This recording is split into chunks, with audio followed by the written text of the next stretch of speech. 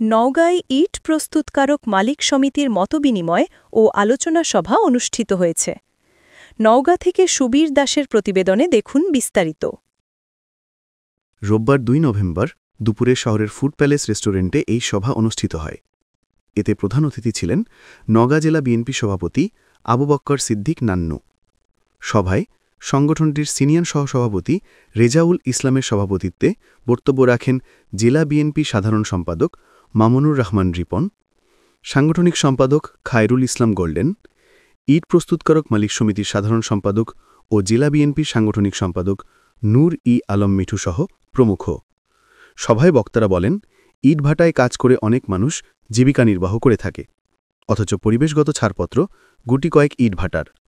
সকল শর্ত পূরণ করা সত্ত্বেও পরিবেশগত ছাড়পত্র দেয়া হচ্ছে না। তারপরও ইটভাটা থেকে সরকার ট্যাক্স ও ভ্যাট আদায় করে যাচ্ছে। আমরা যদি ভাটাগুলোর ট্যাক্স ভ্যাট যদি বন্ধ হয়ে যায়, কি পরিমাণ টাকা রাজস্ব ফাঁকি হবে, যে রাজস্ব বন্ধ হবে। আসলে এইভাবে ডিসি মহোদয় হয়তো ভাবেন, কিন্তু আমাদের মতো করে হয়তো ভাবেন না। কারণ ওনারা আমাদের অভিভাবক, ওনারাও চাই যে শান্তিপূর্ণভাবে সুন্দরভাবে দেশ পরিচালনা হোক, তাদের এলাকা পরিচালনা হোক, সব বিজনেসম্যানই সুন্দরভাবে ব্যবসা করুক, ওনারাও হয়তো চাই। কিন্তু হয়তো বা পরিবেশের যে ব্যাপারগুলো, আইনের যে ব্যাপারগুলো থাকে। ইটভাটা মালিকদের নানাভাবে হয়রানি করা হয়। ইটভাটা বন্ধ হলে দেশের অসংখ্য মানুষ বেকার হয়ে পড়বে এবং সরকার রাজস্ব হারাবে। দেশের অর্থনীতিকে শক্তিশালী করতে ইটভাটাগুলো গুরুত্বপূর্ণ ভূমিকা পালন করে যাচ্ছে বলেও বক্তারা জানান।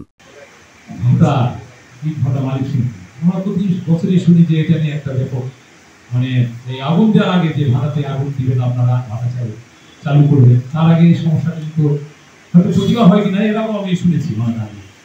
এটার একটা স্থায়ী একটা সমস্যা সমাধান দরকার।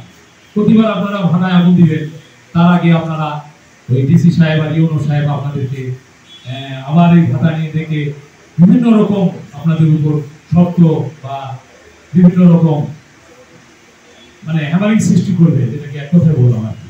এটা থেকে কিন্তু পরিত্রাণ পেতে হবে। একেবারে আপনাদের এই ঝামেলাটা আর কোনোদিন না হয়, প্রতি বছর যেন এই ঝামেলার জন্য আপনাদেরকে ঝামেলা পোহাতে না হয়, এটার একটা স্থায়ী সমাধান দরকার আমি মনে করি। যাই হোক, এখানে আমি যেটুকু আসার পর শুনলাম, আমাদের এই ভাটা মালিক সমিতির সাধারণ সম্পাদক কিছু মাধ্যমে আমি জানতে পারলাম, তারপর 18 জন কিছু বক্তব্য দিয়েছে, এর মাধ্যমে আমি কিছু জানতে পারলাম যে আসলে আপনারা তো সবাই জানেন, বড় বড় ব্যবসায়ী যারা ভাটার ব্যবসা করে সবাই জানে যে ভাটার ব্যবসায়ী অবশ্যই ভালো, আমাদের বড় বড় ব্যবসায়ী। এই যে আমাদের নওগাঁ কিন্তু কৃষি প্রধান, তাই না? আমরা নওগাঁ থেকে সবচেয়ে বেশি চাউল কিন্তু বাংলাদেশের সব জায়গায় আমরা এখান থেকে সরবরাহ করি, ঠিক না? এখান থেকে তো আমাদের চাউল যায়। আজকে কিন্তু আমাদের যে চাউল কলগুলো ছিল, যেটা কাঁকড়া এগুলো কিন্তু ধীরে ধীরে কিন্তু বিলীন হতে শুরু করছে। অবশ্যই এটা কোনো অশুভ একটা চক্র, এটা করার কারণে আমাদের এই যে নওগাঁ জেলার যে চাউল কল, এটা কিন্তু আমাদের দিন দিন বিলীন হয়ে যাচ্ছে। আমি কিন্তু আরেকটা খবর পেয়েছি যে আমাদের নওগাঁতে যে আমাদের চাউল কল বিলীন হয়ে যাচ্ছে, বাট আমাদের পাশাপাশি চাঁপাইনবাবগঞ্জে কিন্তু আবার তারা দিন দিন এটা অনেক ডেভেলপ করতেছে এই চাউল কলগুলো। এটার কারণ কি? আজকে ভাটার জন্য আমরা বসেছি, অবশ্যই আপনাদের জন্য আমরা কথা বলবো, কিন্তু আমাদেরকে কিন্তু ওটারও আইডেন্টিফাই করতে হবে কি কারণে আমাদের এই চাউল কলগুলো এই অবস্থা হয়ে দাঁড়াচ্ছে আমাদের নওগাঁ থেকে।